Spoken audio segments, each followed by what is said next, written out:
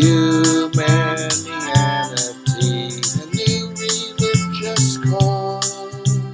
Humanianity, religion for us all. Humanity, now we all can see. Humanity, how much better we can be.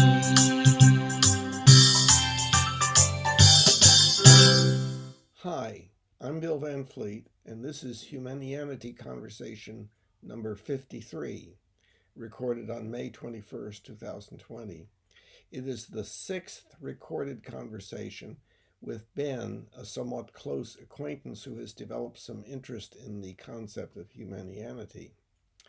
We continued our discussion about behavioral tendencies built into us by evolution that reduce the quality of our lives, especially dominance hierarchy phenomena, including struggling for dominance, fighting, and punishing, leading to relationship breakdown at all levels of social interaction. We also talked about the difficulty in integrating different individuals' belief systems despite prolonged discussion and debate. All of this was in the context of seeing our species as beginning to change its approach to ethics, such that a far better way of life may ultimately be achieved. Yeah, but as we had discussed in a couple past discussions, that a lot of stuff that is going on within this Corona crisis is kind of relevant to a lot of the aspects of humanity and rationality and ethics and such. Mm-hmm. Yeah, so you're getting kind of maybe a good snapshot of the rationality and ethics and also the maybe the overall agendas of our leaders. Mm-hmm.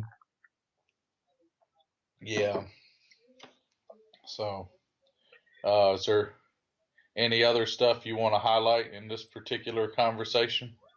No, how about you? There's lots to discuss, and Oh, usually, yeah, yeah, usually always. uh-huh, Just depending on the subject matter, I guess. yeah, Uh, yeah. So, like I said, you could just kind of go over, like I mentioned previously, another conversation about how this this epidemic, this COVID epidemic, has revealed a lot of things that are wrong with our world or suboptimal or about our world. It's kind of maybe shined a brighter light on them or exposed them a little more, you could say. And but will that have a beneficial effect over time? You could ponder. yeah. Well, the humanity idea is a perspective that people generally don't have.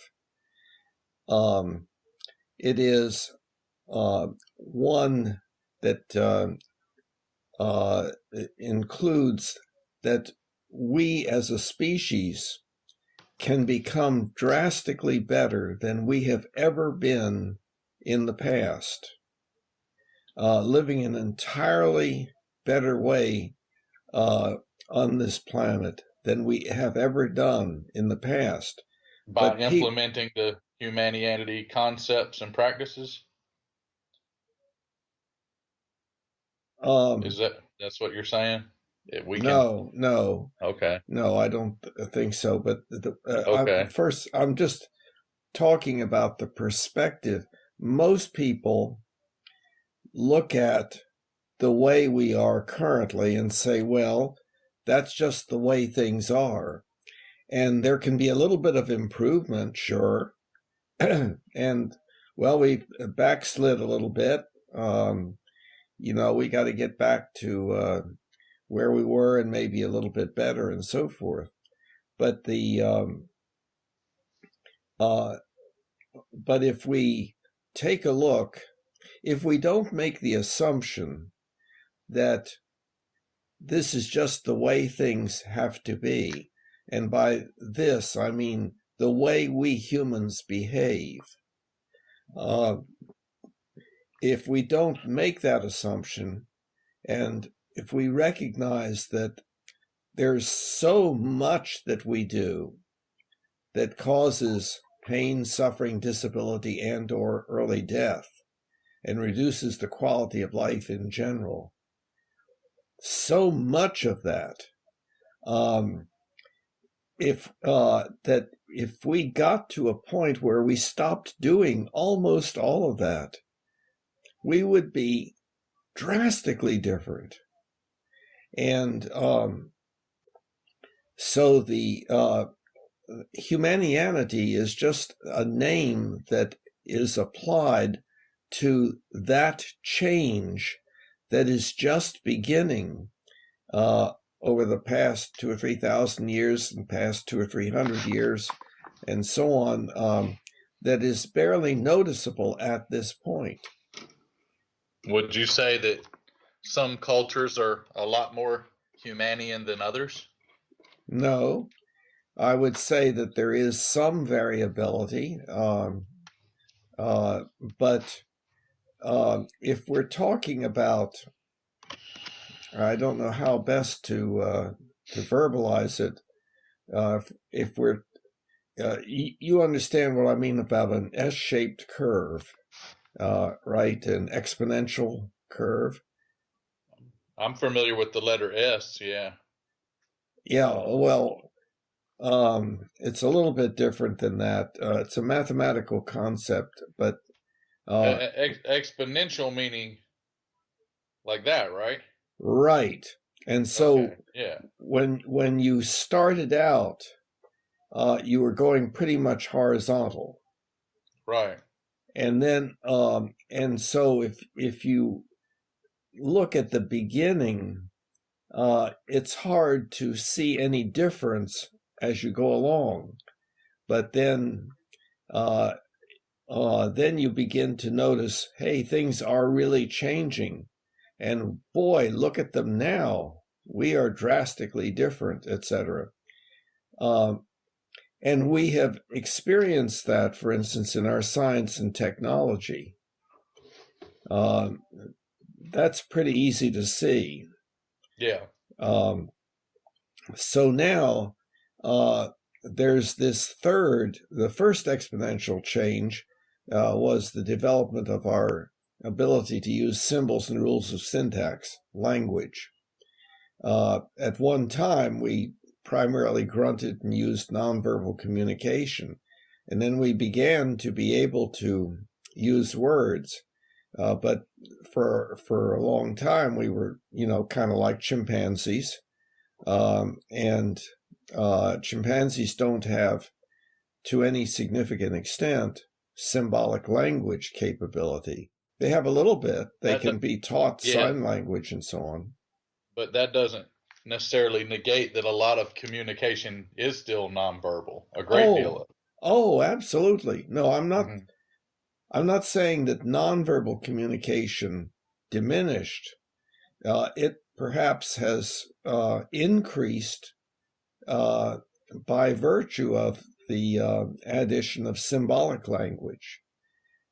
Because with symbolic language, we can have so much more specificity, so much more precision in what we're talking about. And then we can develop nonverbal communication that goes along with that and so forth. But what I'm saying is that our ability, I use this example of something that no chimpanzee can do. I can tell you what I was thinking about yesterday doing tomorrow and how I feel about that and what I think you may be thinking about how I feel about it. See, that's there's so much detail in that kind of communication. And that exponential change occurred, a long time ago, and I can't tell you exactly when, of course. And then the rules of logic and the rules of evidence, giving us ultimately science and technology, is the second exponential change, making us drastically different than we were before that. And so the third exponential change is a change in our ethics, which has been primarily authoritarian, that our cultures modify our inborn behavioral tendencies. Mother is the first culture that one is exposed to, and then other family members and so on, and then the wider culture that one's peers and the school environment and various groups that we belong to, all the way to nations and so on. So there are all of these different layers and additions of culture that continually modify our behavior and tell us what we should and should not do. So that so we have within us very deeply embedded beliefs about what we should and should not do, and that can vary from culture to culture, as we know.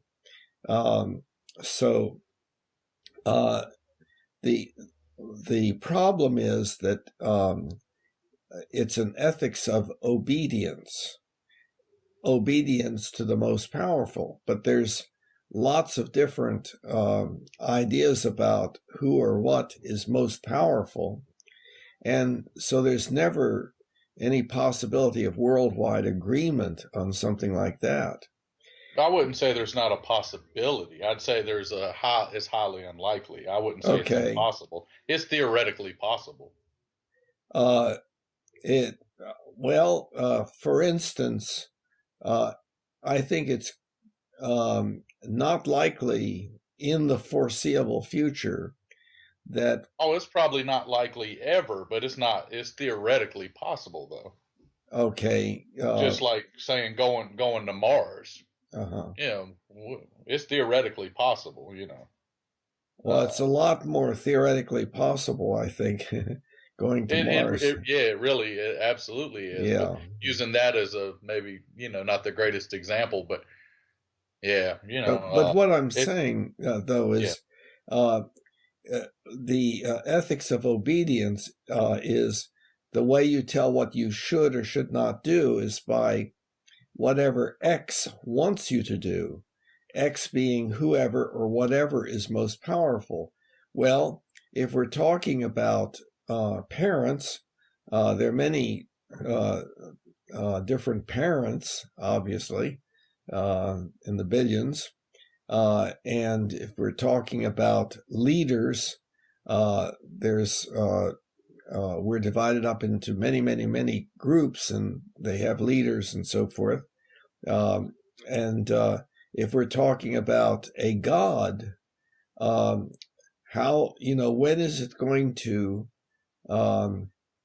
be agreed upon as to whether there is such an entity, and if so, what that entity wants us to do?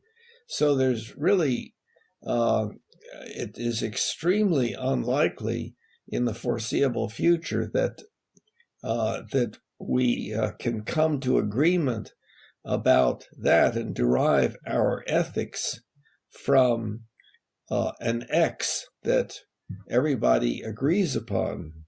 So the question is, does that mean, well, so therefore we're just screwed as far as ethics is concerned?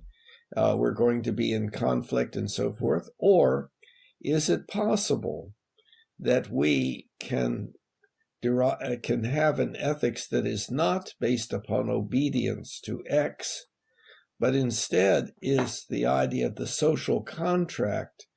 In other words, where we, whatever group we're talking about, essentially sit down and work cooperatively together with each other in behalf of everyone.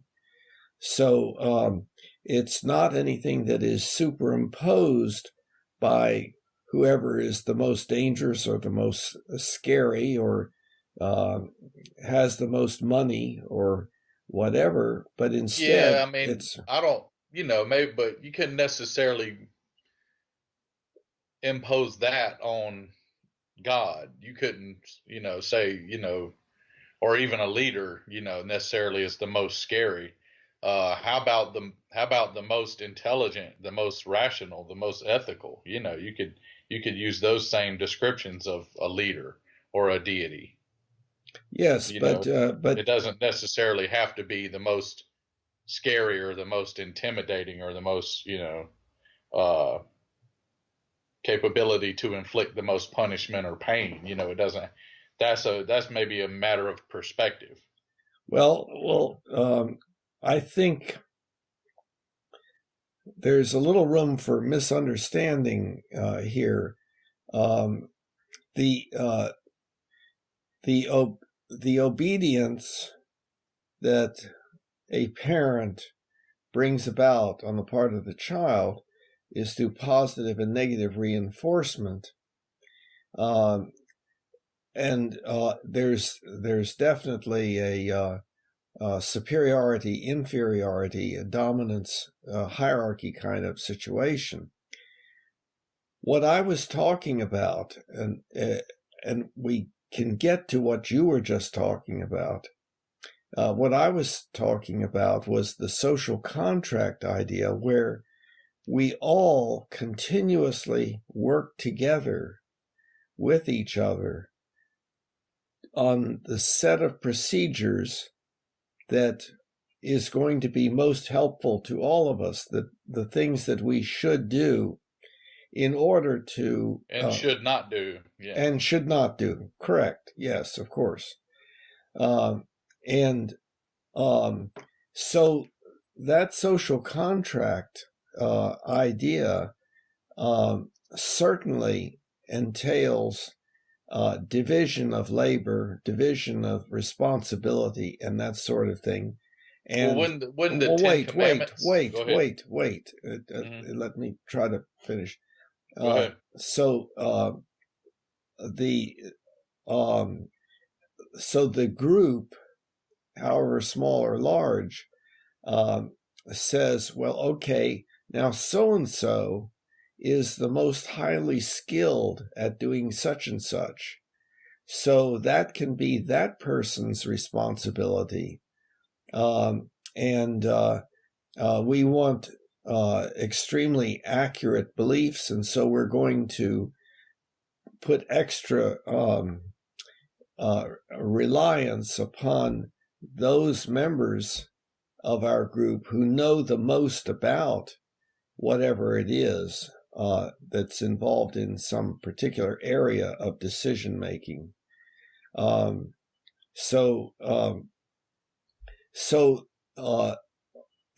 therefore we can construct hierarchies, yes, of decision making that are based upon this general agreement about that this is the optimal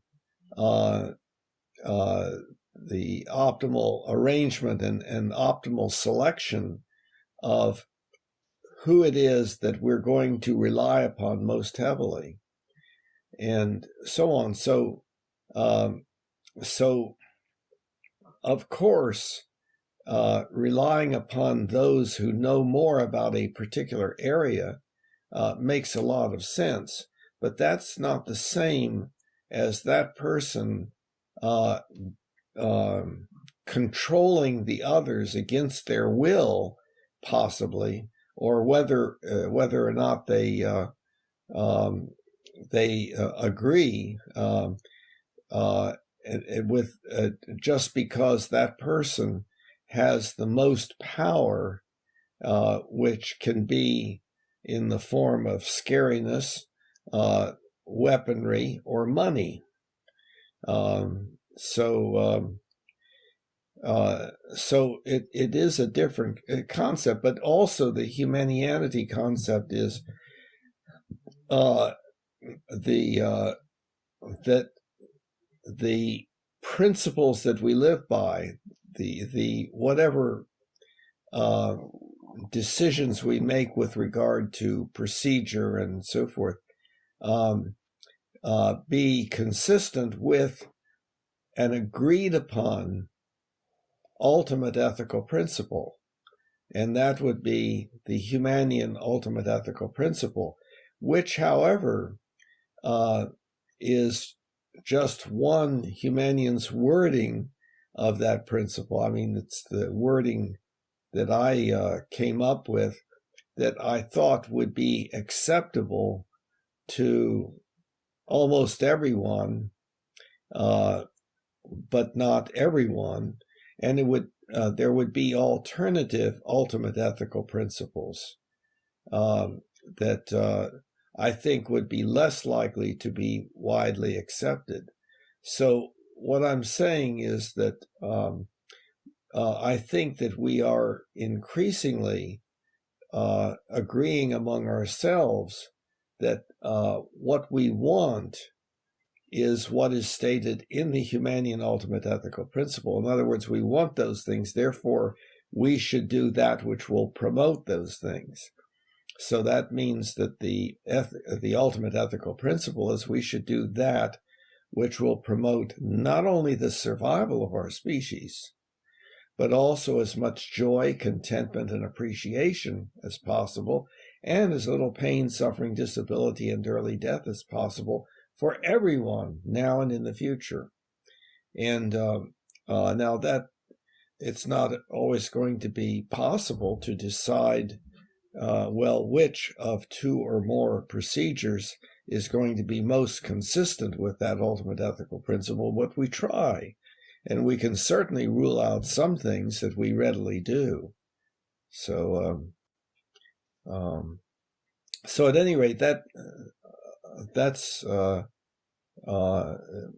effort to try to clarify what the third exponential change is. And it's just at its very, very beginning, because we primarily are still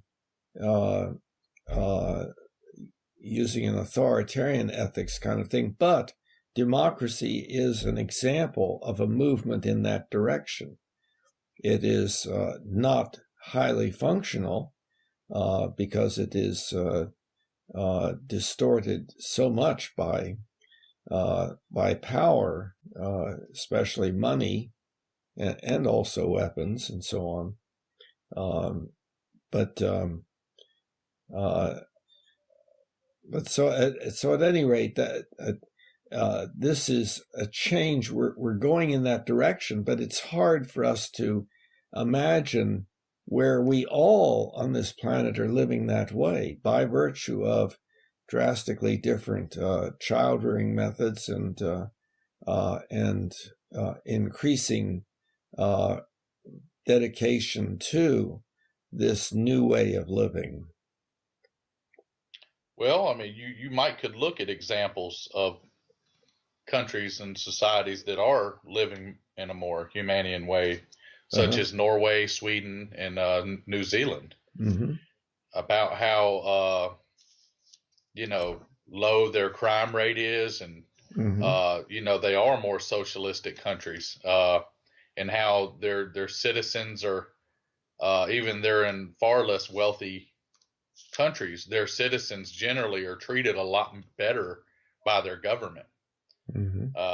Whereas here, looking at the evidence, I can see that it seems that the few very wealthy people at the top seem to be by far the most well treated, and then you even have a sector of people at the bottom that are somehow able to figure out how to manipulate the system to their advantage, to take money and resources from the system and really not do very much work or put very much effort or energy into it. And then you have the great majority of us, this, the middle class and the working class, and between that few at the top and those at the bottom that do 90 something percent of the work, pay 90 something percent of the taxes that make the whole machine that is our country run, and based upon what we put in versus what we get out, we're getting pooped on pretty severely, for lack of a better term. So I mean, the idea of America is really good, but is it like one of my talking points I got written down is idealism versus realism. You got what people say things are or say things should be, then you got what things really are and what they're really going to have to be. And it's the idealism versus reality. So that's what you got to deal with at the end of the day is evidence and the burden of proof. We can say anything, it all comes back to the facts. And then I think going back to what you were talking about a while ago, about I'm trying to recall what you said now, but I had jotted it down, a response I wanted to make to something. And I touched on this a good bit on our last talk about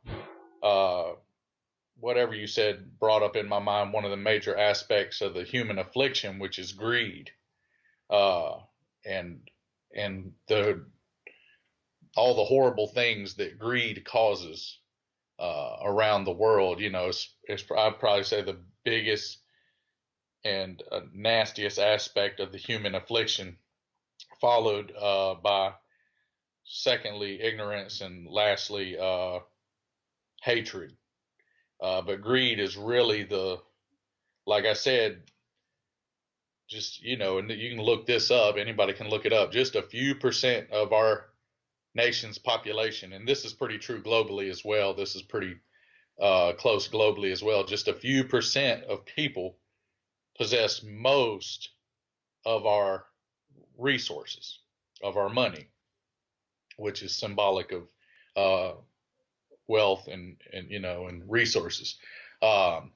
So if you could eradicate that, not saying people shouldn't be able to work hard and still have a nice house and a car and things, but at what point there's a tipping point where for you to possess more than a certain amount, your fellow man will have to go without. That's a fact. That's not debatable. There's a tipping point. You don't need but so much to be happy and live a very good life.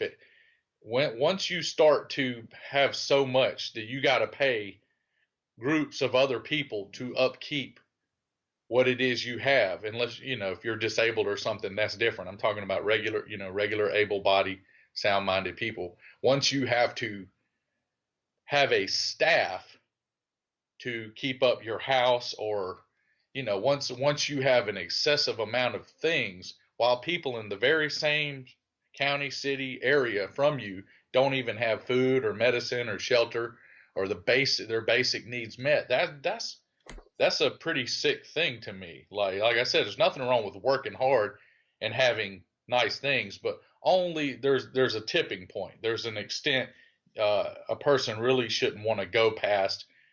Like myself, at some point, and I don't even have a lot, but the little bit I do have, I still share fairly generously. And to me, at some point, once I acquired so much, I would get a feeling like, okay, I've got plenty. I'm secure. I can have plenty of the things I want.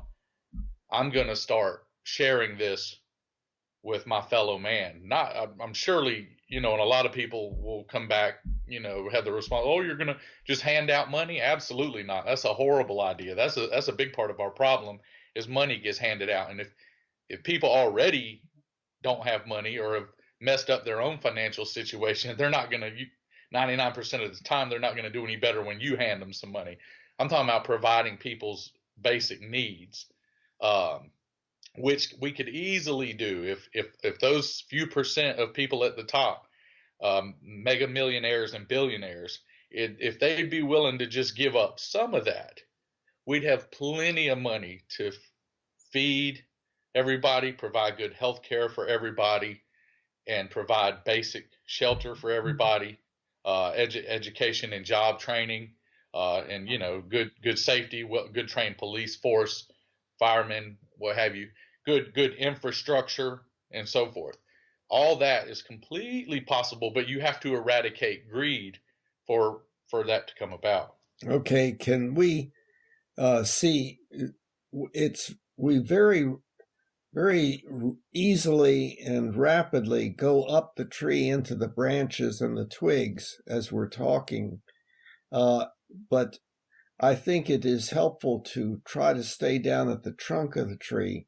And so let's, for a while, or to get clarity, what do you mean by greed? The urge to possess way more than you need or should even, in a fair manner of speaking, want to have.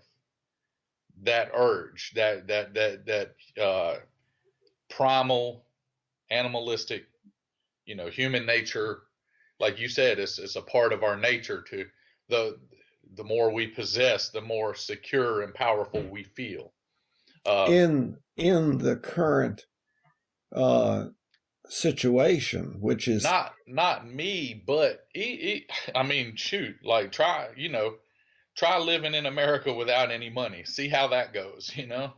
right, See how that right. goes for you. So that's what I'm saying. So we can take a look at the issue of money and try to understand it in a more basic way. I think one thing I've noticed is that you're kind of making the assumption that, oh, yes, there should be money, but, that has been questioned. And at one time, we did not have money. On the other hand, we did not have, because we did not have property. You're going back over like pre-biblical times, I think, to get into that. Yeah, of course, yes, of course. Yeah. So you'd be nowhere near the modern age because, money is a way of determining worth and value and credit for work done or so money's just a symbol. It's just a piece of paper. A $1 bill and $100 bill are almost exactly alike. It's just the idea that one is worth one and the other one is worth 100 units of the value of the worth of this monetary entity. So it's like okay, but then can we back up and try to become a little bit more basic than that? The question is what this phenomenon of money, what is it an outgrowth of that is a part of our basic hominid nature?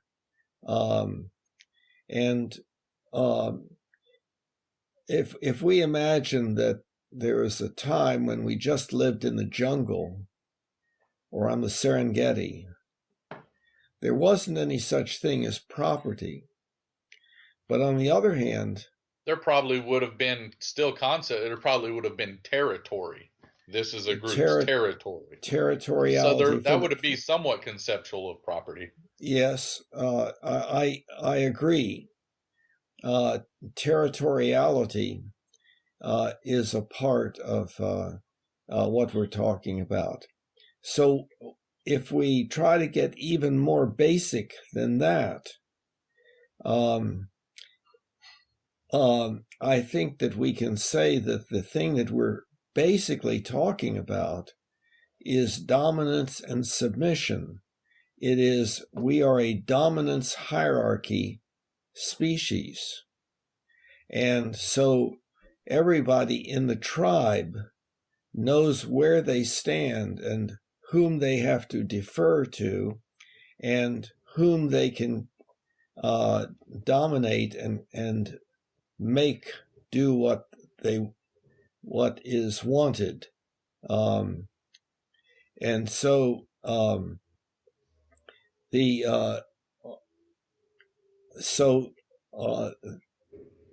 maybe not. I mean, maybe not in every aspect of society would that be the case. I mean, I'm fortunate enough to not really be in a situation such as that. Yeah, but see, like now I said, but we're up in the branches and the twigs now because we're talking about the way things are now. Back in the jungle and on Serengeti, there was still the issue of who submitted to who was dominant, and the whole idea of there being an alpha and so forth. And there's some. Well, the corporate world is still constructed very much like that. The corporate construct. But that's jumping way back up in the trees. There was no corporations back on the Serengeti and in the jungles. So what I'm trying the way they function is still very similar fundamentally. That's what I'm talking about. But I'm trying to get back to the simplest version that has always been present, and what the simplest version is a version of, and it has to do with this whole issue of dominance and submission. We are highly motivated to do things related to the establishment and maintenance of this dominance hierarchy. People struggle for dominance. They determine who is going to have to submit to whom. And it's not just humans. I mean, it's other social animals also do exactly the same thing. So then we humans, indeed,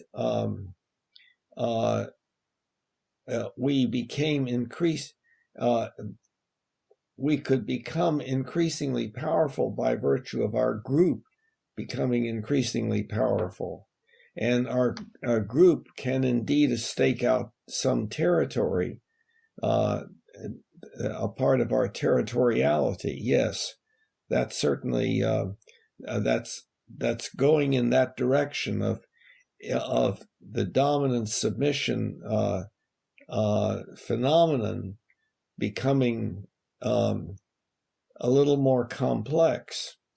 Well, then, as people indeed began staking out their areas, their property, and so forth, and therefore were able to cultivate it and do certain things with it and so forth, one had better be a member of a group that is able to maintain that.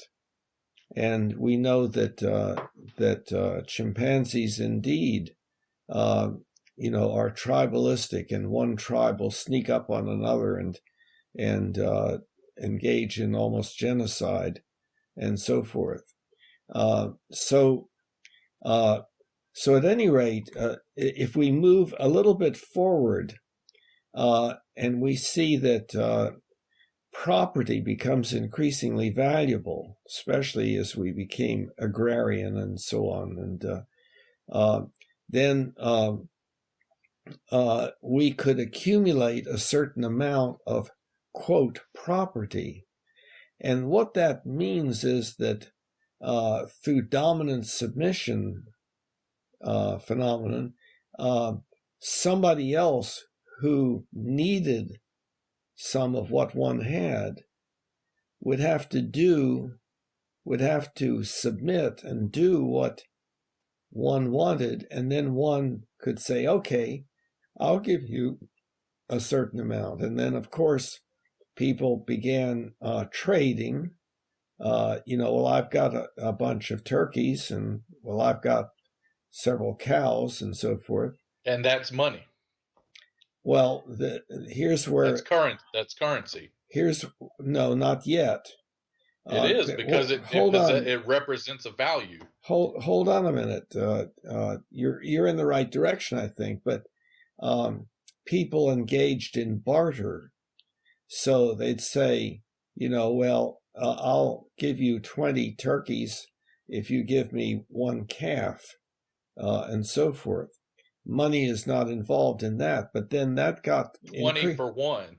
That indeed got more complicated. In other words, I'll give you 20 turkeys if you'll give me a leg off of your cow. Just didn't work. So I will give you this item called money that is equal to the leg of my cow. So all it did was facilitate the concept of dominance submission. Yes. And I don't know about that. Okay, well, where did I go off I think you're taking one thing and like attaching it to another thing, and so it's like, yeah, it's like, maybe, like I said, a lot of people have a psychological or an emotional agenda,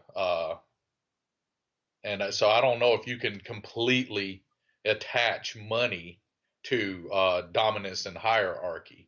Yes, of course, it's used as a tool, but it goes back to the fire metaphor. You can use fire for different things, good or bad, or technology for good or bad, as we've clearly seen. But it doesn't have to be misused. So maybe you're presenting in a way where it's always used to dominate uh, and establish dominance and hierarchy, and I would say that's definitely not the case. That's not exactly what I'm saying. All right. In a dominance hierarchy, there can be such a thing as peers. There can be two members of the tribe that say, okay, we're not going to struggle to see who is stronger than who can make who do what, and so forth.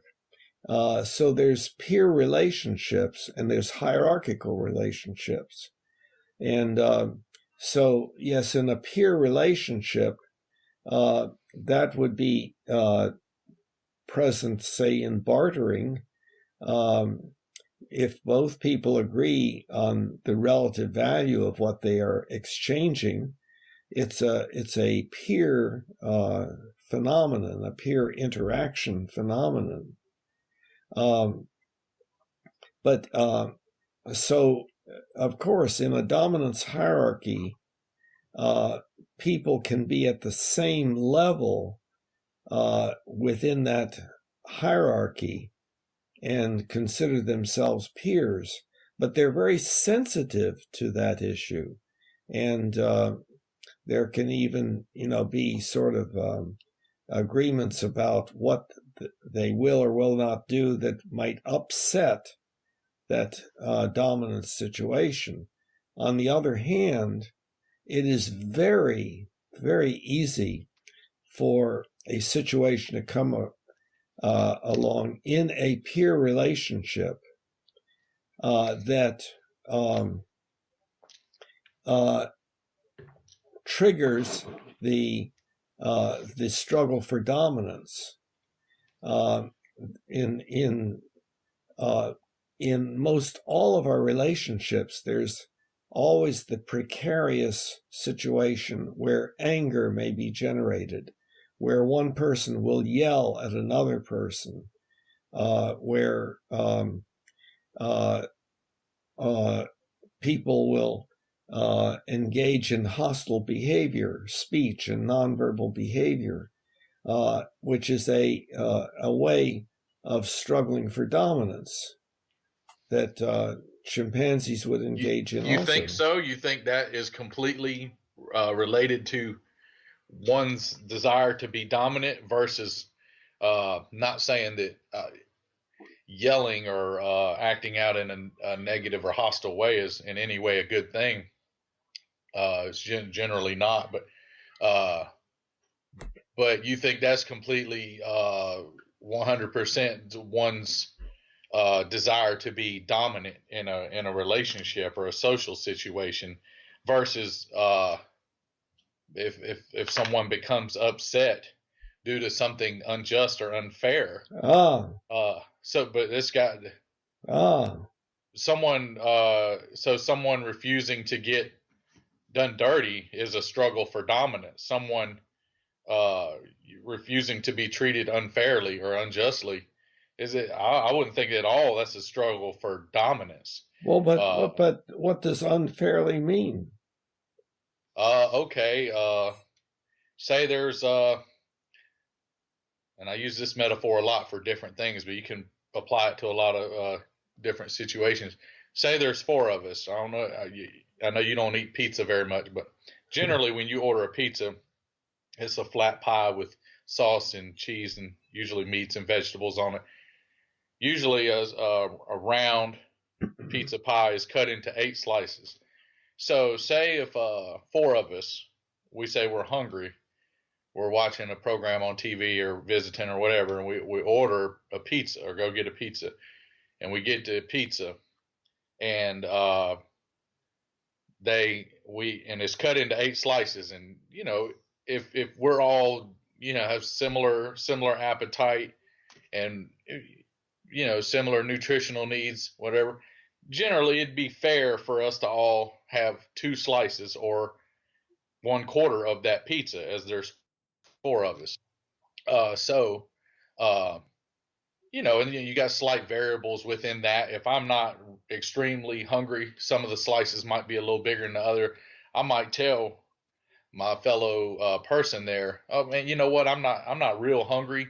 You go ahead and take that bigger slice. If you're hungry, go ahead and get that bigger slice, or the slice with a little more stuff on. So you got like variables of, but I'm saying just generally speaking,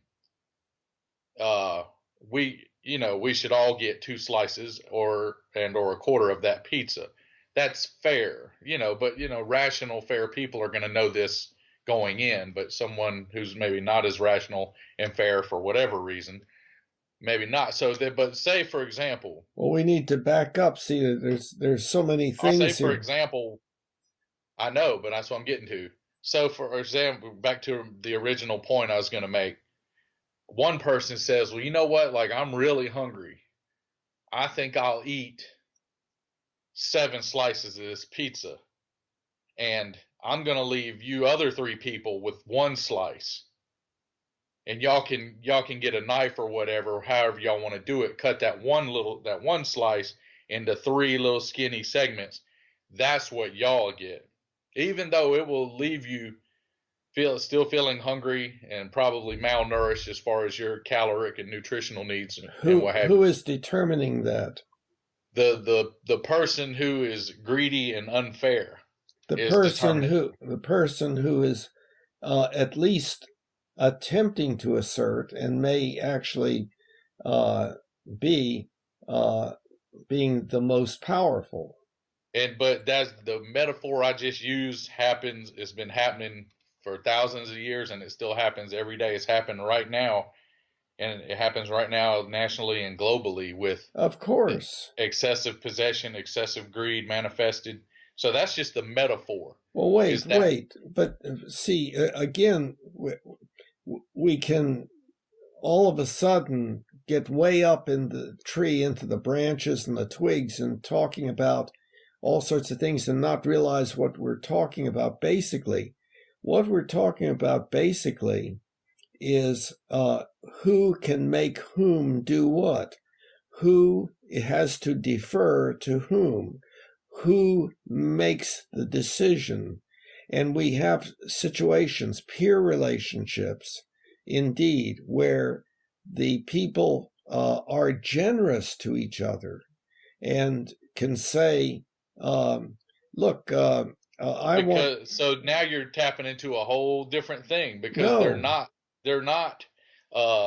trying, they're not trying to be dominant. That's where you're getting into a higher level of function. No, wait, Ben. Okay. See, in a dominance hierarchy, two people can be at the same level, where it is understood between those two people that one is not going to make the other do something, and instead they're going to be cooperative and mutually groom each other and care for each other and so forth. That can happen and does happen in a dominance hierarchy. People can join together and say we will be peers, but that's in the context of this broader thing of the dominance hierarchy of the tribe, where however small or large that group may be. Mm-hmm. Okay, then what came next a little bit earlier in the conversation was that can break down, and when it breaks down, it has to do with the people now being concerned about who is going to win, who is stronger than the other, who is more powerful than the other, who is trickier than the other, or whatever. And so you'll have a struggle for dominance. So that's a very, very basic thing that is a part of our basic hominid nature that occurs in one-to-one relationships and nation-to-nation relationships and all in between. Well, it doesn't always occur, but it generally occurs, but not always. Okay. The it that we're talking about, let's first just be talking about two people who happen to be peers, but very readily and very easily the circumstances may arise such that a struggle for dominance begins to occur, and it's usually manifested by anger and hostile behavior, which produces anger in the other and hostile behavior back, and an escalating process that is the struggle for dominance. But by eliminating the struggle for dominance, you eliminate the whole problem. There shouldn't really be the one person shouldn't be really in control as far as, like I'm the boss here, no one else gets a say, or I get 7 pieces of the pizza. All of you have to figure out what to do with that one slice. It's a matter of rationality and fairness. And another aspect of that is rationality. You're talking about humans who have developed the rules of evidence, rules of logic, and rules of evidence. That's way up the tree. I'm trying to stay back where it's like two chimpanzees or two humans.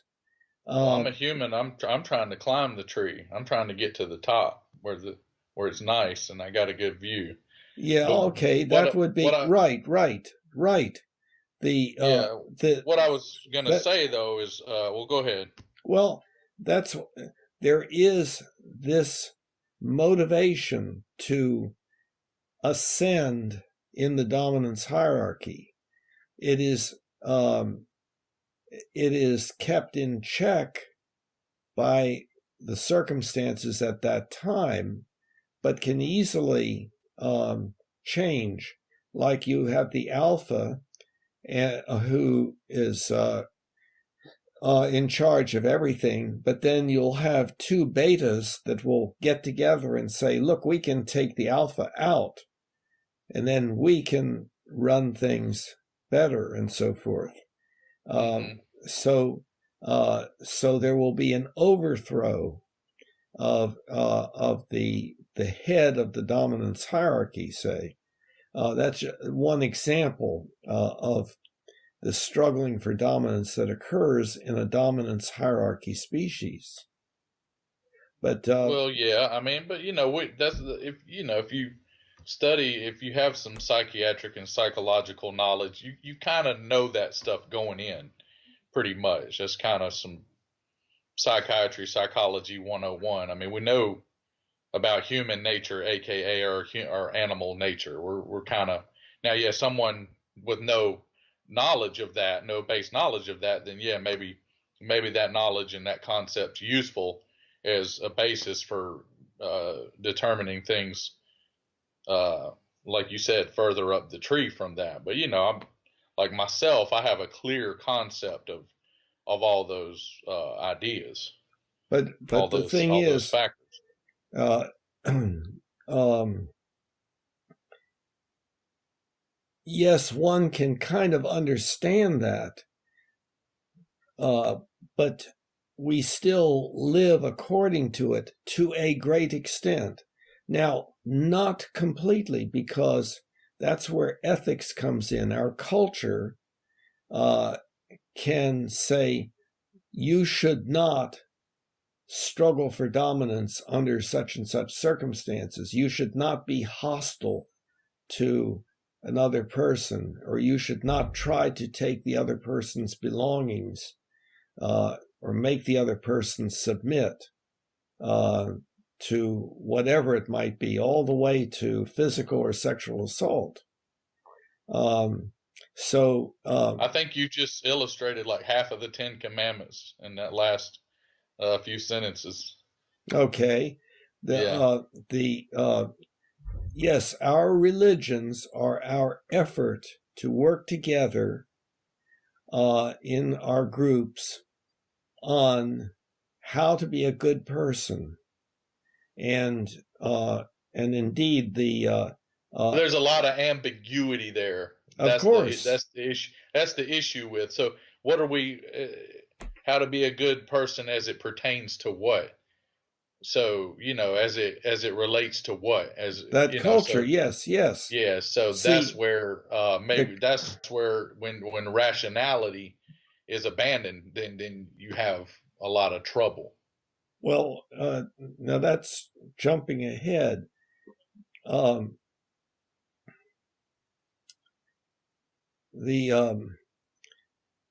See that there are several areas where your thinking and my thinking are significantly different, like in word usage and how things fit together and so forth. So when I speak, you begin to feel like, oh, he doesn't understand me. And the same way in the other direction. We both are experiencing that. What I'm trying to... I'm sorry? I said, you think so? I thought I've understood everything. Uh-huh. Well, go ahead. See, your facial expression shows that you are not really meaning what you're saying, that you are... No, that's not true. I was slightly amused by the thought, but no, I completely meant what I said.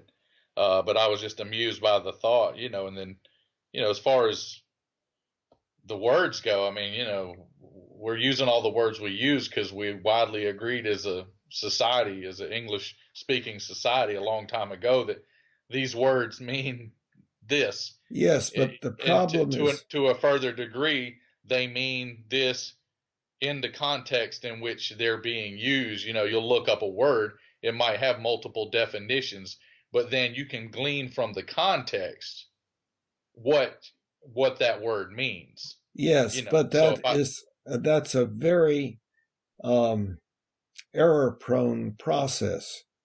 I mean, yeah, but if that was the case, then nothing would ever get done. Like when you look at say the presidential debates or any kind of debate or discussion, or you watch the newscast or a show where people discuss and debate different topics and issues, they generally don't grind over what each word means. They generally don't debate word for that. That would cause such a systematic breakdown that nothing would ever get accomplished. It'd be like everybody going 1 foot per hour in their car. No one would ever get anywhere. Yeah, but how often does it occur that in those debates somebody changes his or her mind and says, I realize now I was wrong and you're right. How often does that occur? The problem is people talk past each other like you and I are doing right now. I think maybe you're doing it a lot more than I'm doing it because I'm not. That wouldn't be my intention whatsoever. All I'd be doing is taking in the information you're dispensing and then giving my responses or my thoughts in response to that information you've dispensed. But I don't think there'd be any talking past whatsoever. Not on my behalf. Well, you can perceive it that way if you like. See, that's your choice. No, I'm proposing something here that is happening in the discussion between you and me that happens everywhere in most all discussions of any depth where the people do not have the same opinion. Your perception of my being a little bit off the rail is the same as my perception, except what do you mean by off the rail? What does that mean? Except that I'm understanding that is a phenomenon that occurs for both of us. You have a belief system, I have a belief system. They are somewhat different. And so when I speak, it goes into your brain, your mind, and your belief system, and it seems to, not be quite right. The same way in reverse. It's because partly listening to it and considering it. Partly, yes, me too. But partly because of different word usage. That's not the only reason. But see, this is a phenomenon, an extremely important phenomenon, that people have indeed their own individual belief systems, which are very much like others, but different in certain ways, usually. They don't have identical ways of thinking.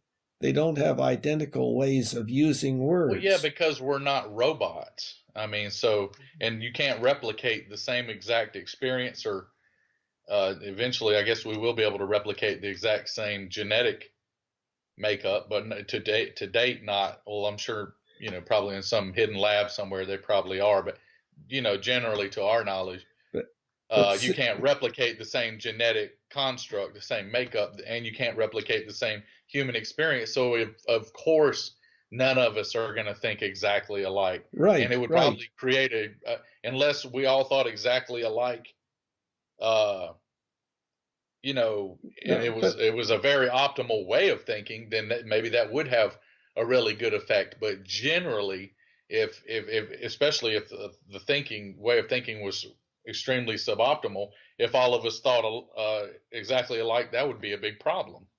But see, no, I don't. I really don't think it would be, unless we all thought alike, and that included inaccurate beliefs or non-optimal ethical beliefs, i.e. those not consistent with the Humanian Ultimate Ethical Principle.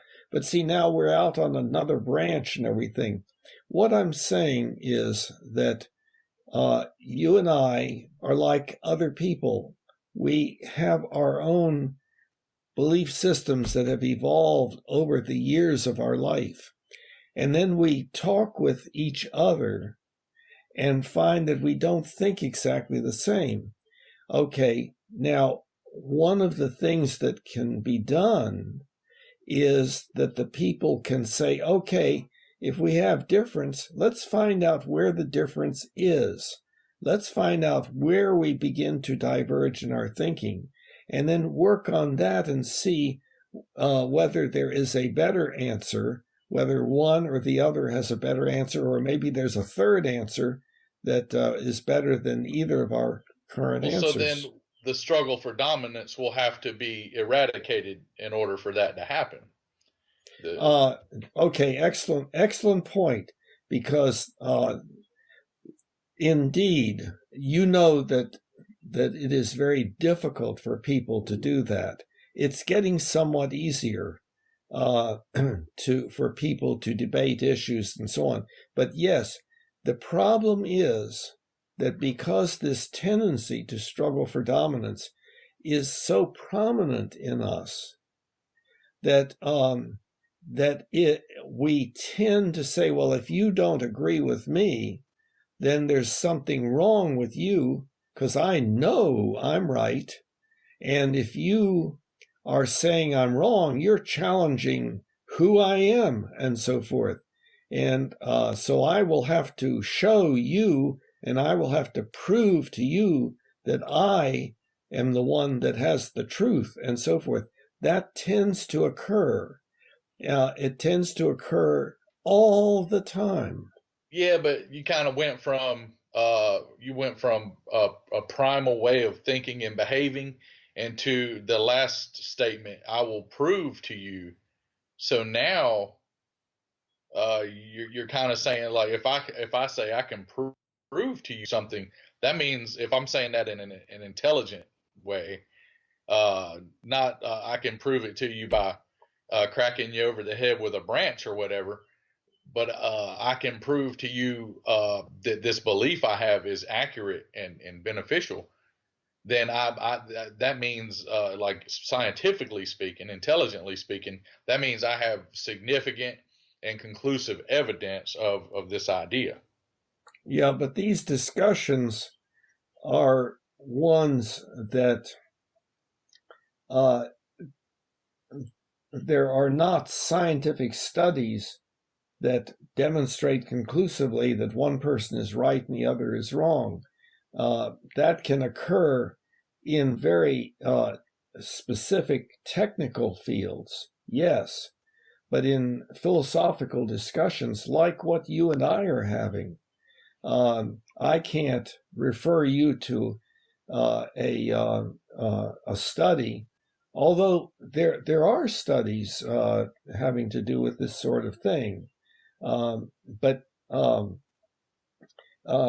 in general, this phenomenon that I'm talking about is something that has happened, has always been present in us, and my point is that there is highly frequent relationship breakdown between individuals, significant others, between parents and children, between groups, between friends, leaving out the groups, one-to-one relationships between employer and employee, and so forth.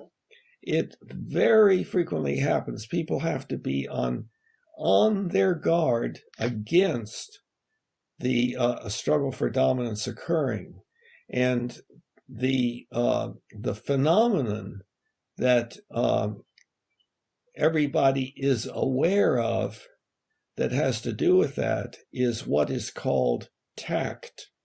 In other words, I should behave in such a way and communicate in such a way that I do not trigger the struggle for dominance in the other individual. And so But that'd be a very primal way of thinking, I would think. No, it is. Because I don't really think that way at all. You're Me not personally. You're not tactful. I would look at it I would look at it a good bit different, I think.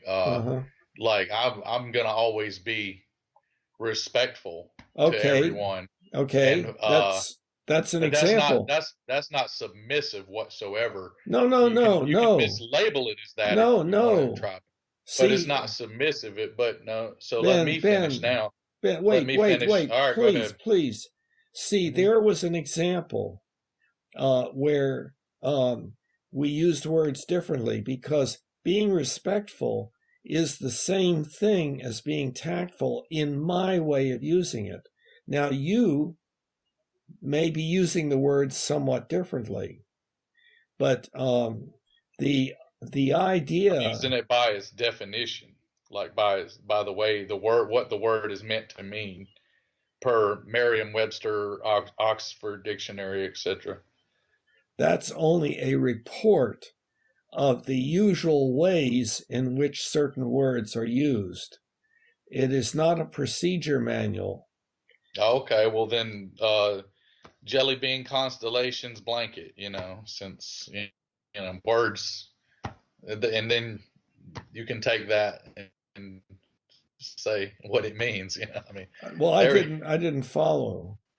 I didn't Like follow. I said, breakdown is exactly because what I said made no sense because the words were out of context and had no there was no rationality about the way I put them together. It meant nothing. It was just three random words put together. So exactly, you didn't understand what I said because it wasn't understandable. But now you understand what I'm saying now because the words that I'm speaking in succession have meaning and they belong together in the order in which Okay. I'm saying. Okay, can we back up then? I had mentioned that people are aware of the phenomenon, the precariousness of relationships and the possibility that they can develop into a struggle for dominance, and so they use behavior designed to prevent that deterioration, and tact is one word for that. Respect is another. Now, respect has other meanings like, oh, I look up to that person because that person has great knowledge or something like that. But that's not the meaning that we were using for respect initially when you first used it. It's like respect. You're telling the other person that you are not challenging them in any way, that you are sometimes the way that people engage in tact is by engaging in something that kind of looks like submission. But you could be tactful and still have a alternate agenda. You could be tactful while being manipulative. Yes, of course. You cannot be respectful, truly respectful while being manipulative. You can be falsely respectful while being manipulative, but you cannot be essentially respectful while being manipulative or having a suboptimal hidden or alternate agenda. However, you can be tactful in all that. I see. Well, that is a good point. The difference. Yeah, well, that's right, but still, yes, I agree with that. That there is that so that's subtle why I said difference. It goes back to when I said I'm respectful of everyone, and so the problem with what you're talking about relationships breaking down is when either individual doesn't respect that other individual, and also when you don't have mutual reciprocity. But Not see, that's 50-50 every day. Yeah, that's what I'm talking about. The peer relationship. You say that it seems like I have a lot of trouble coming my thoughts too. But yeah. Wait, Ben, you're breaking you have up. Mutual respect. Wait, Ben, you broke up quite a bit. Can you repeat the last couple of sentences? Oh man, it's gonna be tough. All right. So basically, what I'm saying, it'll only take 20 seconds. Okay. So if you have mutual respect and mutual reciprocity in any relationship, employer employee, friendship, uh, romantic relationship, if each one respects each other as humans and individuals, and there's mutual reciprocity, not like you're keeping score 50-50 every day, but over time, mutual reciprocity of respect and kindness and giving, and appreciation for one another.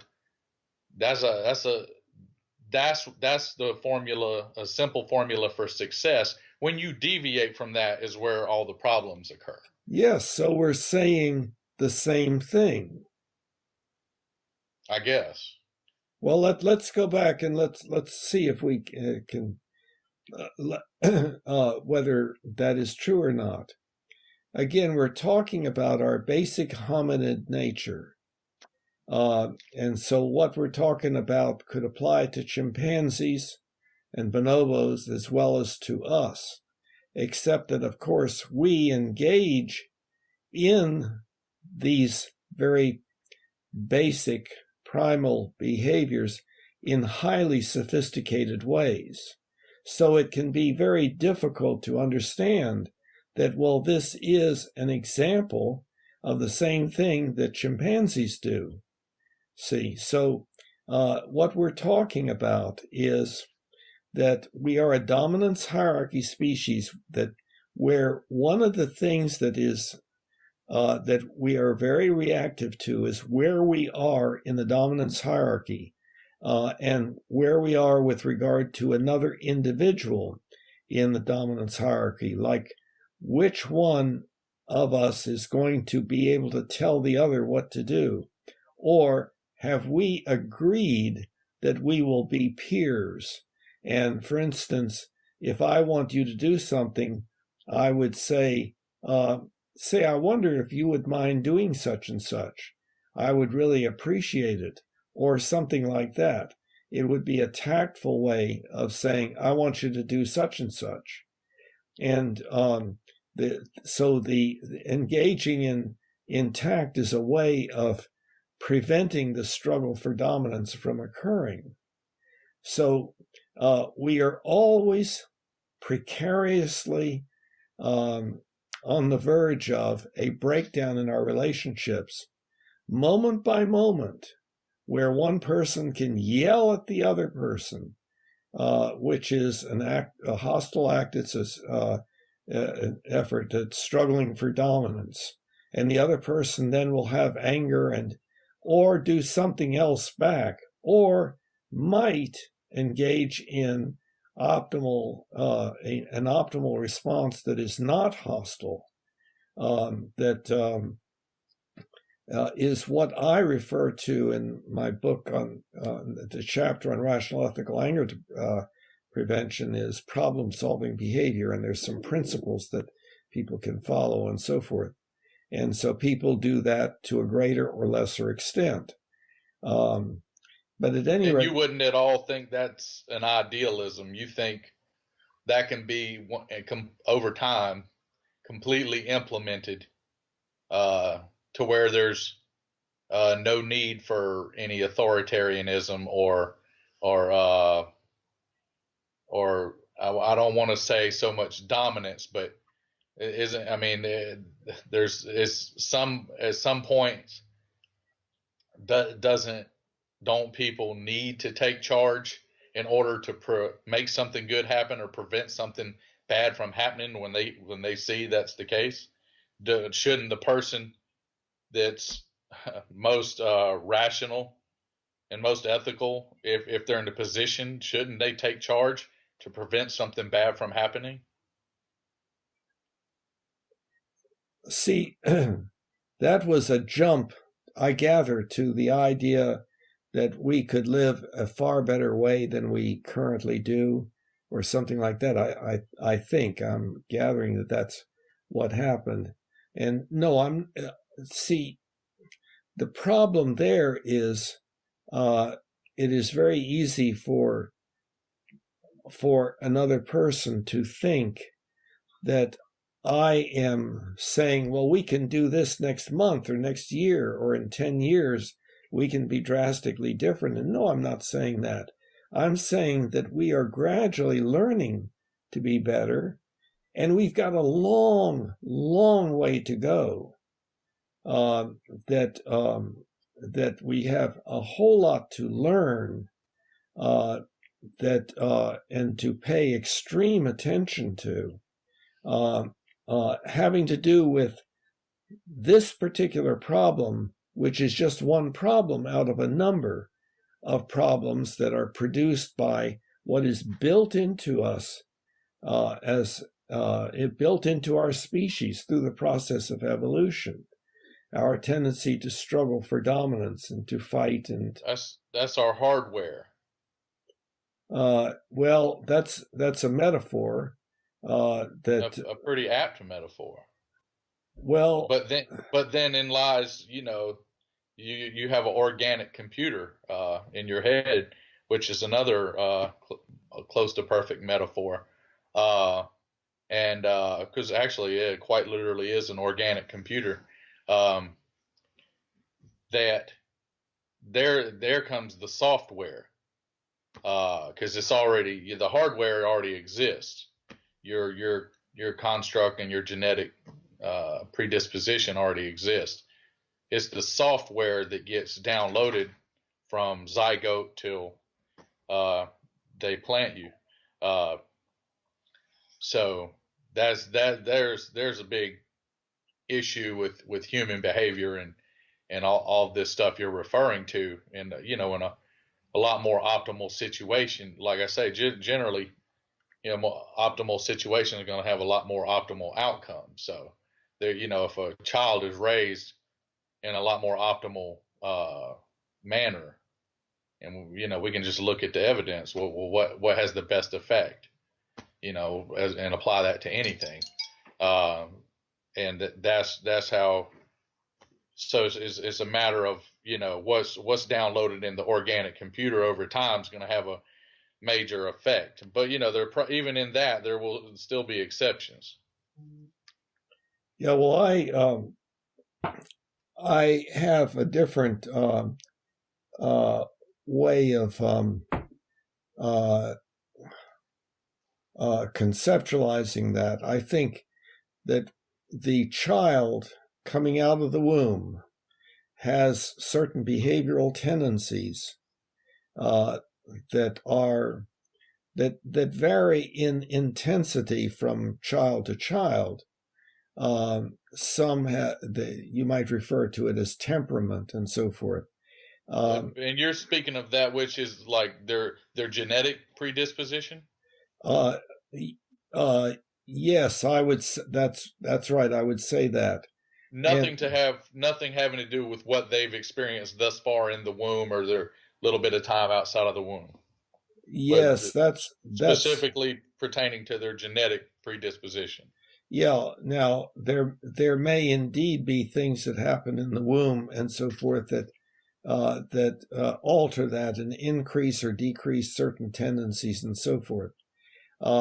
But then when the child comes out, the child is surrounded by a culture.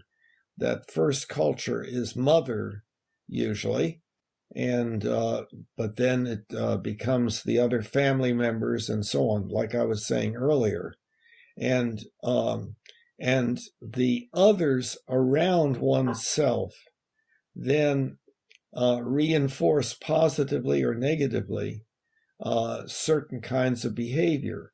We learn what we should and should not do from those around us. And so there's a lot of variability in that. There's a lot of variability in different cultures and so forth. The whole time you're taking in information. Yes. Just like a computer. I won't say just like a computer. I won't say not either. I'm not sure. I think that you're not plugging a USB into your ear or a flash drive, but the metaphorically speaking, it's a good metaphor. Yeah. Yeah. The problem with metaphors is that it's so easy for one person to suggest a metaphor and then another person to take the metaphor and take some other aspect of it and go with that and arrive at things that the first person was not talking about. So maybe if they have their own psychological or emotional agenda, they'd be a lot more prone to do that. But anyway, like I said, it just goes back to the way it has a different way of taking in information. But yeah, essentially, your brain is an organic computer. But you can continue with what you were saying. Well, of course, the problem there is underneath it, deeply embedded in what you're saying, is the biggest philosophical problem that we have, I would maintain, the mind-body problem. And but that's a whole separate issue, and we could start going down that side road and never get back to where we were. But so the point that I think we've had some convergence about, but I'm not sure, is that yes, we are a dominance hierarchy species. We have built into us to greater or lesser extents the tendency to struggle for dominance, to develop anger and engage in hostile behavior, and to try to achieve dominance over others. Some people actually turn out to be very submissive, and that can be for different reasons. That they may indeed, in the first place, not have a strong tendency to engage in anger and hostile behavior and so forth. And then they learn also that way of behaving produces some positive feedback and reinforcement. So you just illustrated, the combination of a genetic predisposition combined with how their brain has constructed itself over time to try to achieve a optimal or even possibly just less painful outcome.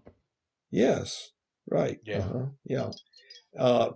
So I'm talking about the development of ethics that is essentially our set of ethical beliefs and motivation to adhere to those beliefs that we've acquired primarily in interaction with others, especially early in life. Yeah, but then, the environment one's in can be a lot less or more optimal. Yes, absolutely. So, absolutely.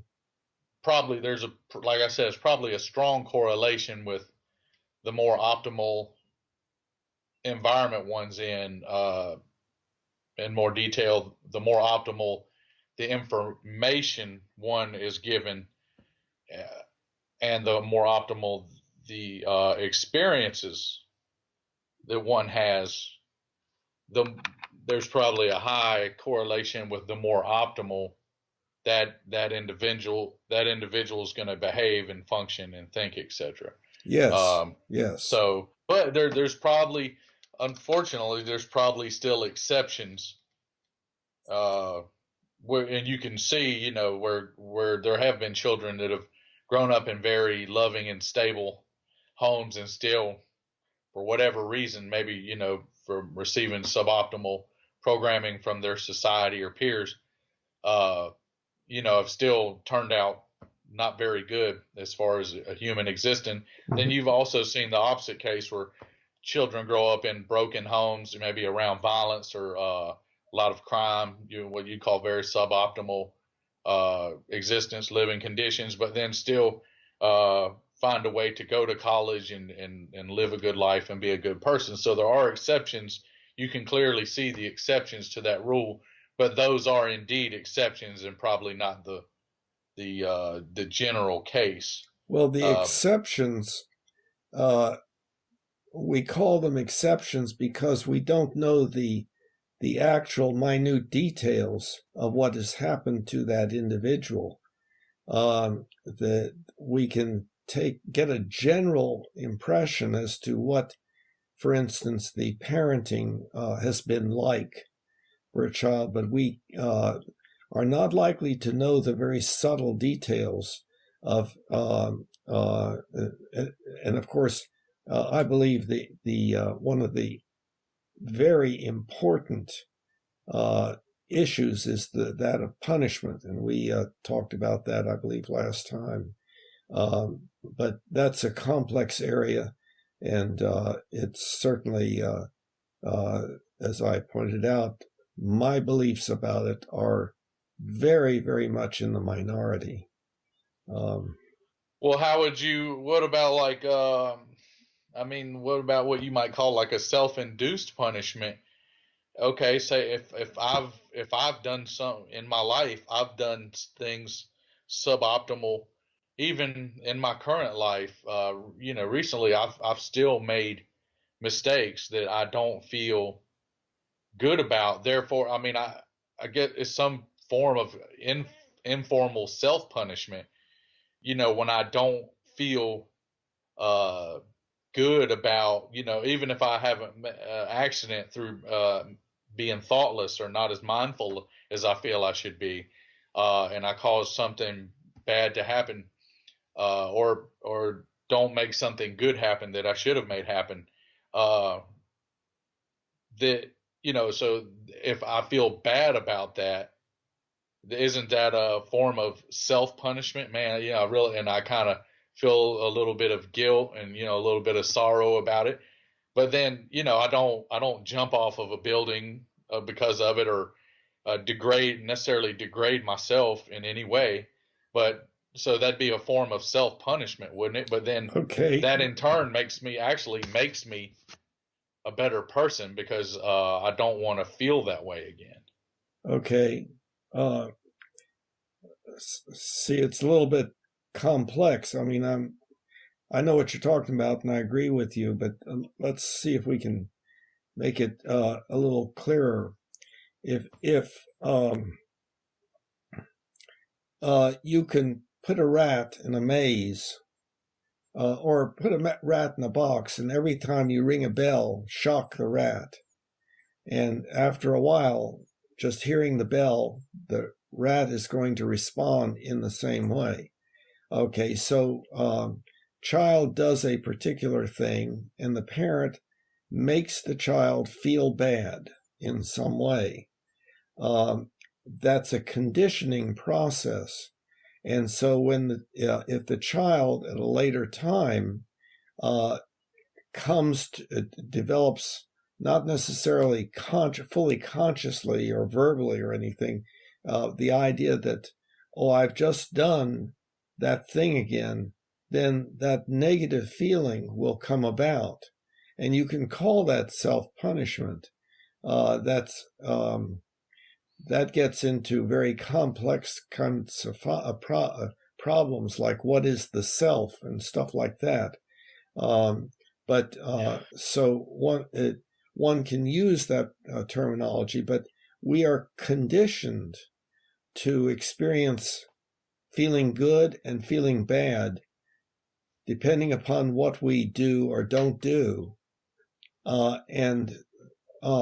That conditioning is brought about by the culture around us. Initially, Would you contend that that possesses no value? Feeling no, bad I would about not. something? No, I would not contend that. It is a basic fact of life. However, okay. But then when one is made to feel bad because they've done something that's quote unquote bad or suboptimal, then that's not good. Well, it works, but it produces negative side effects. And so I'm not saying that what works better is just not to do that, but to do some other things instead that are highly complex. child rearing is probably our most complicated technical job, for which there's no training at all. I mean, you see, so people engage in child rearing the same as chimpanzees. They not entirely. Indeed, child rearing is altered some by the culture, and within a particular culture, for instance, a cultural change that has occurred relatively recently is one having to do with, quote, spanking. 100 years ago, spanking was considered a normal phenomenon. Now, people are beginning to refer to it as physical abuse. So that's a change in culture. And so there is a movement away from that, which, however, has had some other implications too, because the substitutes for spanking can be less effectual and therefore not result in as good a result as far as elimination of the unwanted behavior, and in fact can result in even more conflict as behavior continues to go on, always with a negative reaction that is not effectual. So there are various possibilities there. We are veering into this topic, which I think is a very good topic, the one of punishment, but it is kind of moving away from. It's related to and an example of dominance hierarchy behavior. In other words, in order to make people submit, we torture them or we make them feel bad. We cause physical or mental pain. And so the person, in order to avoid that in the future, or to avoid the replication of that feeling on their own, they will avoid certain kinds of behavior. But what about the conceptual shift that they've brought it upon themselves? And we, or God, didn't do it to them. They did it through themselves through bad choices or bad behavior. I don't understand. So you're saying like we punish children or criminals or whoever, due to, when we think their behavior is suboptimal or not what we desire. But like when life in the world is the same way, when you make suboptimal choices, punishment will find its way to you. That's not punishment. That's negative consequences. Okay, exactly. But those two things still are interrelated. No, see, there's an example of the slipperiness of words. Regarding that as punishment is a metaphoric extension. Example, a child runs out into the street, let's say. The parent grabs the child and spanks the child. Okay, that's punishment. Yeah. The parent doesn't have to do that. No. However, the parent should be doing various things to prevent that likelihood for that reoccurring. Well, yeah, they can explain to the child. The child does a particular thing and falls down and feels bad. That's not punishment. That is not somebody causing somebody else to feel bad because they've done what that other person didn't want. But we can say, oh, well, the child behaved in a way that was not optimal, and so got punished by experience. I don't know if that's good comparisons or not, It's because you're, not. It's yeah. not. It's not. I'm giving it as an example of how a person can think. It was a little bit the way that you were thinking a moment ago, or talking a moment ago about the negative consequences of doing something, being a Nah, kind. nah, I think you've taken it and made it either your whatever your misinterpretation of it was, I or see. what your agenda, what your psychological agenda is, as far as how you want to maybe promote something, or project something. But no, No, that's not I correct as may to have. what I was trying to say. Okay, I may have misunderstood what you said. I may have misunderstood that. I'm talking about what you said in the last one. What ethical sense, what I should and shouldn't do. Not if I slip on a banana peel and fall. That's kind of irrelevant. No, I Obviously, was yeah, not saying that. you'll That's learn not to step on banana peels in the future, but that's okay. really got nothing to do with should and shouldn't, like the ethical thought process. Other than I shouldn't fall on banana peels and break my leg or my hip and burden myself and my family with uh, being incapacitated in a large hospital bill or whatever. But that's going way far into that. But just on the surface, that's not really an ethical proposition. Whereas like uh, Yeah, running I out understand. into running out into the street, or choosing to obey what the parents asked the child to do or not, and then those are ethical propositions. So I'm talking about ethical proposition, Yes. not so and there if I defy what is ethical, in an optimal way, like there's shouldn't some, like I said, when I've done things that are not highly ethical, I don't feel good about it. Mm-hmm. I feel guilt about it or remorse about it. Mm-hmm. But uh, whether I feel that's probably from my own ethical sense, but it's still a form of self punishment. But like I said, I'm not going to become a serial killer because of it, or I'm not going to go try to do something to cause harm to other people or things because of it. Like I said, in turn, it actually makes me a better person because I don't want to feel bad. I want to feel good, not because uh, the most powerful necessarily, but there's even something there. If what is most powerful is your desire to achieve that which is most ethical and most rational, then what would be the harm in if it's just an idea and a concept?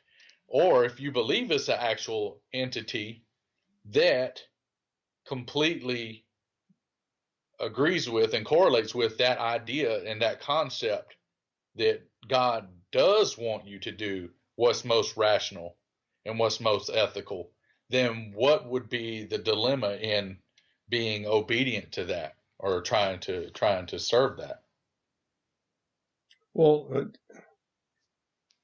it's not real clear. Uh, the question that you're asking me. I mean, the question, part of the issue was, well, should we call it punishment or not? And but the other issue that you're raising is, well, is it a bad thing to feel bad when you've done something that you have learned is not the right thing to do? And no, But a it's child that doesn't have concepts yet is probably not going to know to feel bad because they don't have the concept. So therefore, if you don't teach the concepts, the cause and effect, then how can they even have a concept that they've done anything wrong or they've caused harm or what they're doing is suboptimal? Like the first time they run out into the street, the punishment shouldn't be very bad because they but it didn't should know be, but they should it. be punished. I wouldn't even say they should be punished. They should be communicated with. Uh-huh. That Uh-huh. that okay, so yeah, it should be. Yeah. And I mean, I haven't taken any parenting classes. This is just kind of common sense, but they should be communicated with that what you did was not good. These are the reasons why. And Uh-huh. if they're at the age and their brain has grown enough uh, to understand those concepts, maybe they're too little yet, and their brain's not grown advanced enough to understand the concept. You'll have to take other measures, just keeping them away from the street, Mm-hmm. or having a fence or whatever. Mm-hmm. Mm-hmm. But at the point they're able to understand, uh, running into the street is not good. Then they still choose to do it. Then is when, I guess, yeah, if you want to label it, we talked about labels before, like the danger of labels, and how everything gets bottled into this one thing when you label it. So then, if the child runs into the street after having a concept that it's not good to run into the street, it can cause many different kinds of harm, then you can apply some kind of, I guess, if you want to call it punishment. But And see, that, I would say no. okay. Now I What's your would be, alternate proposal? yeah, now I would be in a minority. Most everyone would agree with what you said, so we have to understand that. Okay, what should be done instead? Well, it depends on why the child did it. And there could be different reasons why the child did it. One of the things, it could be that the child was so occupied with some particular thing that the rule, don't run out into the street without looking both ways, or whatever the rule might be, never even came to mind. And so that would be like a mistake. Now, so that would determine how you were talking with the child about what happened. And it might also be an occasion for saying, well, let's do some training exercises. What we'll do is I'll throw the ball out into the street and you go after it, but stop at the curb and look both ways and then go out. Or something like that, assuming that there's not a lot of not traffic going by, or so as to help the child increase awareness of what needs to be remembered and or recognized in particular kinds of situations. So what that involves is the parent not being a punitive parent, but instead being like a coach that is helping. I understand the 4 levels, and that would be more teaching and modeling for identification. Yes. I get the concept, and the parent could say, now this is what I would do. I would run up to the curb and I would look both ways and demonstrate it, and then the child would learn to do the same, and so forth. The problem with punishment, one problem with punishment, is that when you punish the child, you become the child's enemy. You become somebody that has to be looked out for.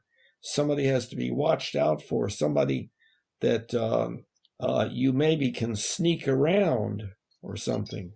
But there's a strong tendency for that to occur, which is the opposite of what you want with ethics. You want the child to feel good about looking both ways, not to say, oh, well, my parent is not around, so I can run out without looking both ways. Of course, that would not be a usual thing, but But in other words, as long as my parent isn't around, I can do this. I just don't want to, quote, get caught, and so on. So now you're back to primal nature. Now you're back to chimpanzee nature. Well, see, we never get away from that.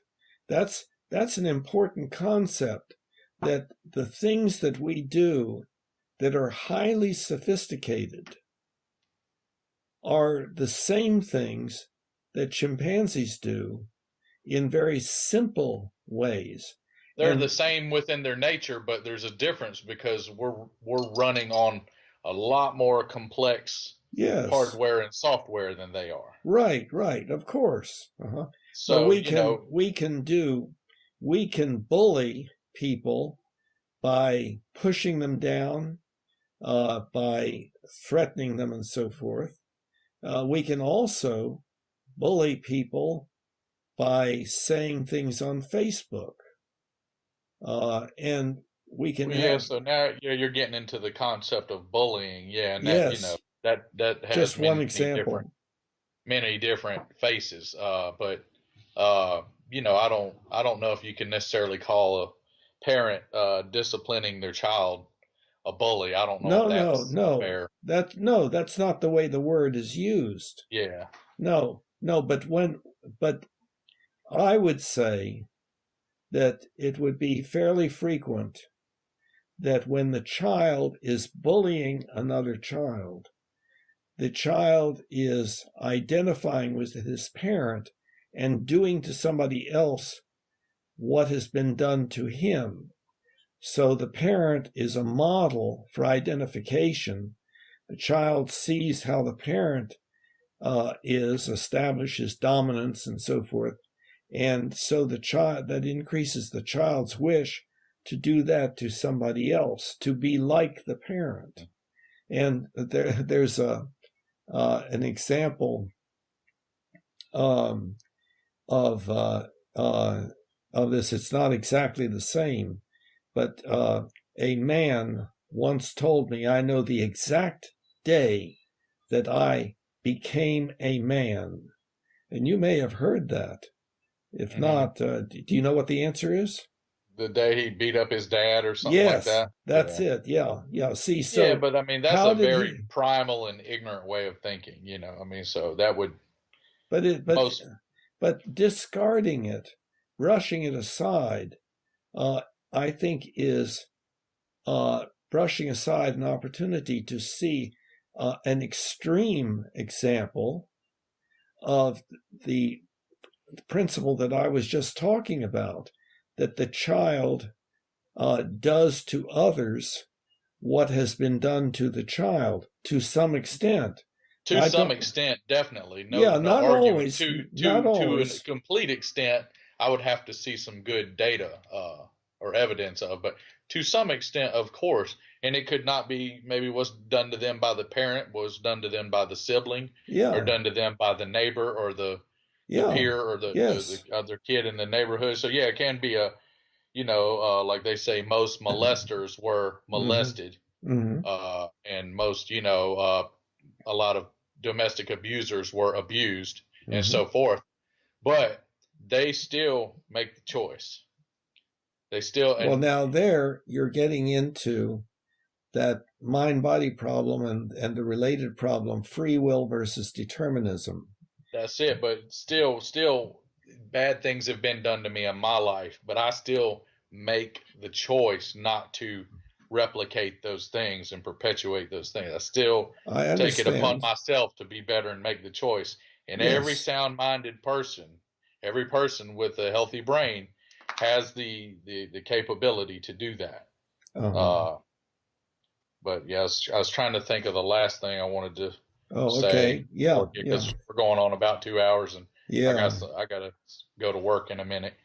But I can't remember what it was. But if you got any other closing remarks you want to interject. No, I guess the trying to go back over this conversation, we're talking about some basic things built into us. One of the main things that we have really been talking about in this whole discussion has been the phenomena that fall under the heading of behavior, of phenomena that involve the dominance hierarchy nature of our species. And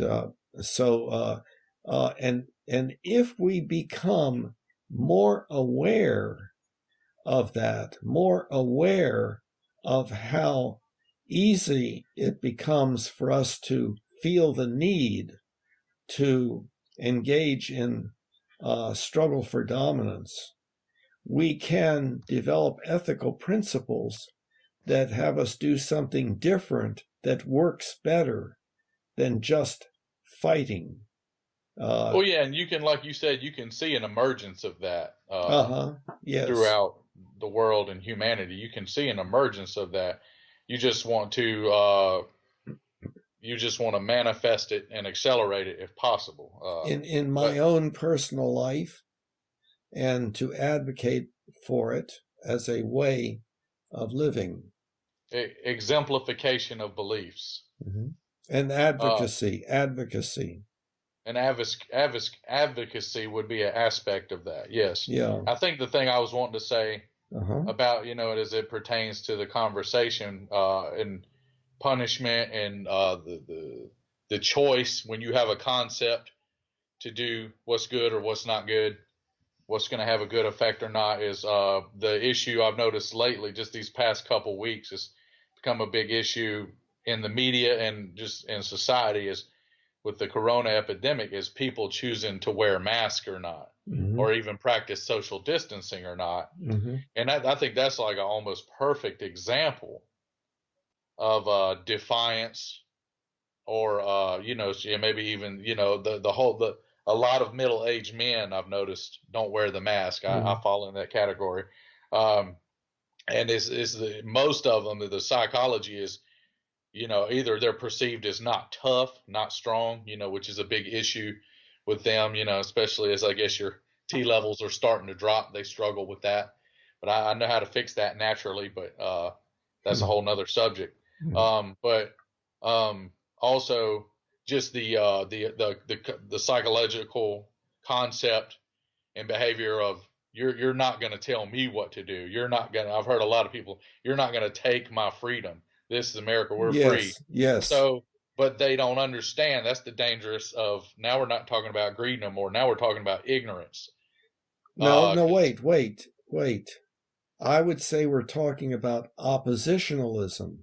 And that oppositionalism is produced by punitiveness primarily, not necessarily only, but when the child or the individual is punished, then the motivation for the change in behavior lies in the punisher, and the punishee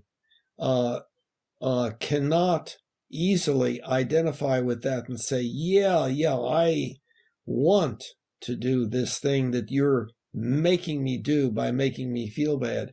Instead, they are saying, I look forward to the day when I will be out from under you, that I will be free, that I will be able to make my own decisions without fear of punishment and so forth. And then and that probably varies a lot from one situation to the next. Yeah. Of course, yes. Yeah, but with the thing with the mask in public, it's not only just an act of defiance and an act of claiming one's strength or freedom or whatever you want to attach to it, but it's also it's an act of ignorance, and it's an act of selfishness, and what's occurring is they're thinking about themselves and how they're being perceived and how they're feeling, and they're going back into their primal emotions and behavior. They're not thinking about by me not wearing this mask, if I do have the coronavirus and I'm asymptomatic and I'm not wearing a mask and I give it to somebody and it harms or kills them, or harms or kills their elderly or immune compromised family member, that sucks. I personally would feel very bad. I would be a lot self-punished if I did that. If I knew I gave it to somebody and they suffered or passed away from it, or their relative or friend suffered or passed away from it, I would feel very bad. I wouldn't really fear you're probably not going to suffer any legal or punitive consequences for doing such a thing, because there's going to really be no way to tell you for sure the one that did it, and even if so, there's not even a law or any rules in place about that. So no fear of punishment. Exactly. So I'm compelled by the ethical proposition as to the choice to wear a mask or not and to distance or not. I'm not compelled by the fear of really punishment or the authoritarian control or effect over it. So it's an ethical proposition, and that's what we're faced with. So there's really not really, the only maybe authoritative aspect is authoritarian, yeah, aspect of it is there's been actual cases of mask and non-mask shaming, conflicts, and actually verbal and I think even physical altercations taking place, was because people were wearing masks or not wearing masks, or distancing or not distancing, so it's causing issues like that. But that's what I'm saying is and those are struggles for dominance.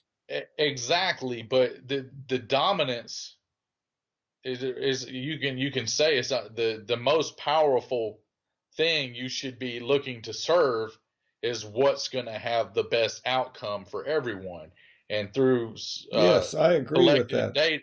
Collected data, we know that keeping our wearing the mask, keeping the distance, keeping everything, our hands and everything else clean and sanitized, we know that has the best effect.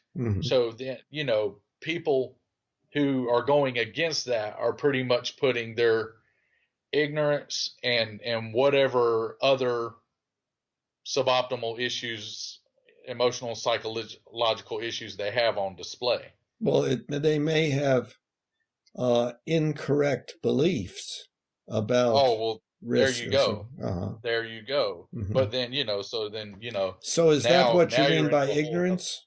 Is that what you mean? Absolutely, yeah. Okay. Absolutely, yeah. The definition of the word, yeah. Okay, so yes, I am in agreement with you that one of the most important things that we can try to achieve is accuracy of our beliefs, because inaccurate beliefs lead to mistakes, which, although occasionally turn out to be welcome, are usually, by virtue of being different than what we were trying to do, not welcome. So, yeah, well, let's see. Did you say you were going to need to go? Yeah, I'll probably go ahead and jump off here in the next minute or so, because I got to do some work at 3:30 and got to get prepared and everything. So I guess that's pretty much kind of summing it up. Yeah. Okay. Well, do you think we made a little bit of progress in getting our belief systems to be a little bit similar, more similar to each other in this conversation? Maybe more. I don't know if you'd say more similar, or just maybe a better understanding, of each other's concepts and viewpoints. Yeah. And that's the great thing about maybe discussing things and coming to an agreement about. I don't think no two people are going to ever agree on exactly everything. That it'd kind of be weird if they they did, but there's you can find enough common ground, and this is already occurring globally. Like we all mostly agree to stop at red lights and go at green lights.